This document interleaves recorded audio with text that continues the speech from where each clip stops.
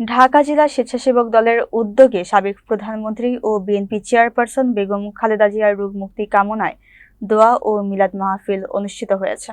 বিকেলে আশুলিয়ার জামগড়া বটতলা রূপায়ণ মাঠে আয়োজিত অনুষ্ঠানে প্রধান অতিথি হিসেবে উপস্থিত ছিলেন জেলা স্বেচ্ছাসেবক দলের সদস্য সচিব মোহাম্মদ আসাদুজ্জামান খান মোহন। সভাপতিত্ব করেন যুগ্ম আহ্বায়ক মোহাম্মদ নাজমুল হোসেন মোল্লা। বিশেষ অতিথি হিসেবে উপস্থিত ছিলেন যুগ্ম আহ্বায়ক আব্দুল হালিম মণ্ডল। অনুষ্ঠান পরিচালনা ও তত্ত্বাবধানে ছিলেন থানা স্বেচ্ছাসেবক দল নেতা মোহাম্মদ ফারুক হাসান ও নূর আলম ফরাজি। এ সময় জেলা, থানা, ইউনিয়ন ও ওয়ার্ড পর্যায়ে নেতাকর্মীরা উপস্থিত ছিলেন। আমরা হয়তোবা কেউ নফল নামাজ পড়ে দোয়া করতে পারি, কেউ রোজা রেখে দোয়া করতে পারি, কেউ কোনো দান সদকা করে দোয়া করতে পারি, বা এরকম হইতে পারে আমরা কোনো ভালো কাজ করে দোয়া করতে পারি, যেটা নাকি একমাত্র আমাদের আল্লাহকে রাজি খুশি করার জন্য, আল্লাহকে ভয় পাওয়ার জন্য।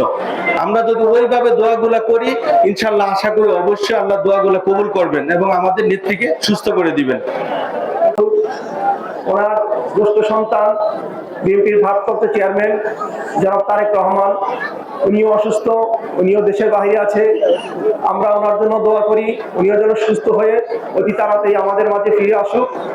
আজকে শুধু আমরা আমাদের নেত্রীর জন্য দোয়া করব, আল্লাহ পাক যেন তাকে আমাদের মাঝে ফিরিয়ে দেন।